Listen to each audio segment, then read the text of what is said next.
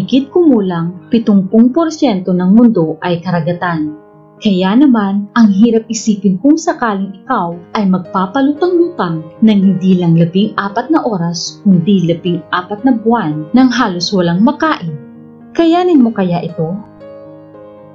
Welcome back to Marvelous Facts, kung saan matutunghayan nyo ang mga iba't ibang klaseng kwento na maaaring ng kapulutan ng aral o kaalaman. Huwag nyo sanang kalimutan mag-subscribe sa ating channel para lagi kang updated.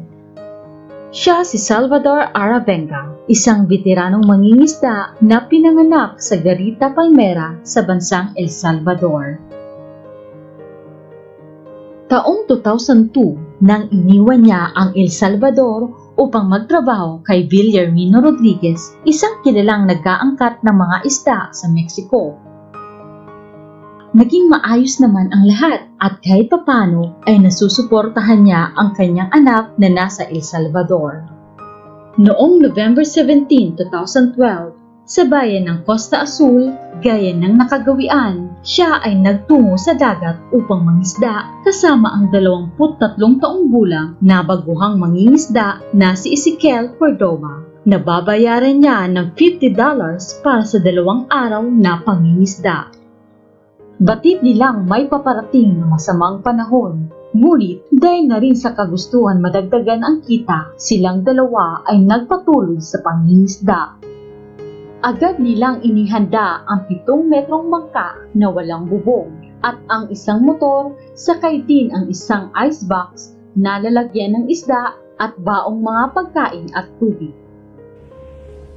Naging normal naman ang lahat hanggang sa magising sila sa lakas ng hangin na may dalang ulan at nagtataasang mga alon. Ang kanilang mapayapang karagatan ay tila isa na ngayong halimaw na parang gustong-gusto na silang kainin. Agad inutusan ni Jose si Ezekiel na hilangin ang lambat. Di agad makakilos si Ezekiel sa takot, ngunit si Jose ay buong tapang na nilabanan ang mga naglalakihang alon. Para nang dinuduyan sila ng mga alon at nagsimula na ding pumasok ang tubig, kaya nagdesisyon silang itapon na lang ang mga nahuling isda upang mas gumaan ang bangka at mas madaling mamaniobra. Magdamag na nakipagtagisan sila Jose sa mga hampas ng alon. At kinabukasan, paglipas ng nakakapagod at nakakatakot na hagupit ng bagyo, humigit kumulang 24 na kilometro na lang sila mula sa Pangpang nang biglang huminto ang motor ng bangka. Sinubukan agad ayusin ni Jose ang motor, ngunit ito'y tuluyan ng nasira. Halos lahat ng kagamitan nila ay nabasa ng tubig, ngunit maswerteng gumana pa ang radyo. Agad tumawag si Jose sa kanyang amo at humingi agad ng saklolo. Sa kasamaang palad, bago pa makapagsalita ang kanyang amo, ay bigla na lang hindi na gumana ang radyo. Ang abot-tanaw nilang lupain ay unti-unti nang lumalayo sa kanilang paningin nang tinatangay na sila ng hangin papalayo. Pagsapit ng tanghali, may malakas na alon ang humampas sa kanilang bangka, dahilan upang mahulog si Ezekiel at sa kasamaang palad, kasamang nahulog ang kanilang baong pagkain at tubig. Wala nang natira sa kanila maliban sa isang kutsilyo. Hindi nagtagal, unti-unti na silang pinaikutan ng mga gutom na pating. Labis ang takot ni Ezekiel, ngunit si Jose ay nanatiling kalmado at inantay na lang nilang umalis ang mga pating. Samantala, natanggap pala ng kanilang amo ang tawag ni Jose at agad nagsagawa ng rescue operation. Ngunit paglipas ng 2 araw, ito'y kanilang itinigil nang naubusan na sila ng pag-asa. 5 araw ang nakalipas nang sila'y tinatayang 450 kilometers na mula sa Pangpang at nagsimula na silang manghuli ng isda gamit lang ang kamay. Wala silang magawa kundi kainin ito ng hilaw at sinubukan na rin nilang inumin ang kanilang sariling ihi na labis na nagpahirap lalo sa kanilang sitwasyon. Ilang araw pa ang lumipas at may nakita silang palutang-lutang na isang plastic bag na naglalaman ng plastic bottle mga gamit na chewing gum, halos bulok na mga gulay, at gatas na hindi na maganda ang amoy. Iyon ang kanilang pinagsaluan sa araw na iyon. Malamnan lang ang kanilang mga kumakalam na tiyan. 10 araw na ang nakalipas, nakaisip si Jose na manghuli ng pagong at gamit ang hose ng motor. Ininom nila ang dugo ng pagong na kanilang nahuhuli. Lumipas pa ang araw, sila'y tuwang-tuwa nang umulan. Agad nilang sinahod ito gamit ang napulot na plastic bottle. Sa gabi naman ay nanguhuli sila ng ibon na dumadapo sa kanilang bangka. At ganun lang ang paulit-ulit nilang naging buhay sa malawak na karagatan ng Pasipiko.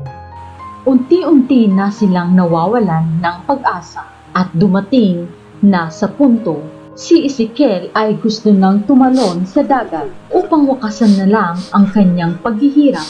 Ngunit agad naman itong pinigilan ng malakas na loob na si Jose.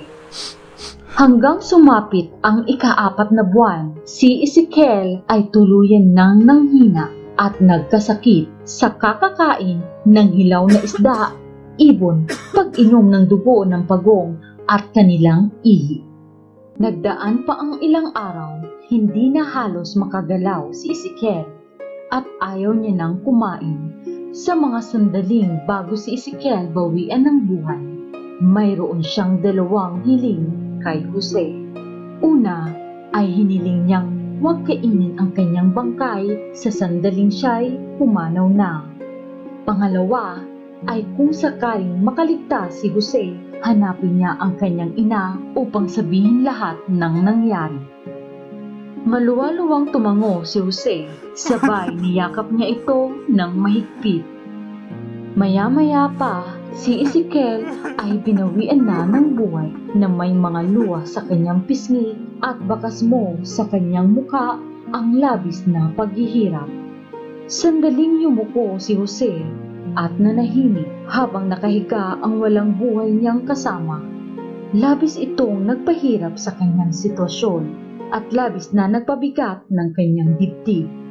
Di niya maiwasan maalaala ang mga pinagsamahan nila ni Ezekiel na tinuring na rin niyang kapatid sa maiksing panahon na inakala niyang sabay silang makakatakas sa bangungot na iyon. Ngayon, mag-isa na lang si Joseng haharapin ang bukas ng walang kasiguraduhan at pilit lalabanan ang alon ng pakikipagsapalaran. Ilang araw pagkatapos niyang bigyan ng kaunting panalangin ang kasama, tinupad ni Jose ang kanyang pangako na huwag itong kainin at kanya na lang itong pinaanod sa tila walang katapusang karagatan. Sa tuwing dapit hapon, may mga nakikita siyang mga barko sa malayo, ngunit wala siyang kahit anong bagay upang makatawag ng kanilang pansin tulad ng flare gun o pito man lang. Mabilis lumipas ang panahon. Sa kanyang pag-iisa at marahil na rin sa ulan, init at gutom, nagsisimula na siyang magkaroon ng mga ilusyon na tila nasisiraan na siya ng bait. Bigla na lang siyang may makikitang isla sa malapit niya at sa pagkurap niya, ito'y wala na. May mga ilusyon na rin siyang kumakain raw siya ng kanyang paboritong pagkain at tila ang katawan niya ay lumulutang na sa hangin at kinakausap na rin niya ang mga balyenang nakakasabay niya sa laot. Lumipas pa ang mga buwan at nanatili siya sa ganoong kalbaryo. Ngunit isang araw, may dumaang container ship malapit sa kanya. Nagsisigaw siya sa abot ng kanyang makakaya at nagtatalon, ngunit marahil hindi ito naririnig ng mga sakay ng barko. Unti-unting naglaho sa kanyang paningin ang barko, kasabay ng paglaho ng kanyang pag-asang makaligtas pa. Kinabukasan, may mga nakita siyang mga nyog na palutang-lutang malapit sa kanyang bangka. Dahil dito, patid niyang may malapit na lupain at di nagtagal may nakita siyang isla sa di kalayuan. Ngunit inakala niyang ilusyon na naman ito Maya-maya pa ay papalapit na siya sa isla at dito niya nalamang totoong isla ang kanyang nakikita. May kalayuan pa ang isla, ngunit pikit mata niya ng tinalon at lumangoy patungo dito sa pangamba baka muling tangayin na naman ang kanyang bangka papalayo sa isla. Di nagtagal, sa wakas ay nakarating na siya ng isla. Hinang-hina, litong-lito, ngunit may kaunting saya dahil alam niyang may pag-asa na siyang mabuhay. Sa kanyang paglalakad, may nakita siyang kubo at tinungo niya agad ito. Dali-dalian siyang kumatok at nag-umapaw ang kanyang kaligayahan nang may taong nagbukas. Sila ay ang mag-asawang Emmy at Russell. Agad naman siyang binigyan ng damit, pinakain at dinala siya sa ospital ng Marlborough. At napag-alamanan niyang noong araw na yon ay January 30, 2014 na. 438 days pala siyang palutang-lutang sa dagat. Si Jose ay napadpad sa maliit na isla ng Ibon Atoll na nasasakupan ng Marshall Islands. At humigit kumulang 10,800 kilometers ang kanyang nilakbay. Pagkatapos niyang bigyan ng paunang lunas, siya ay nakabalik na sa El Salvador.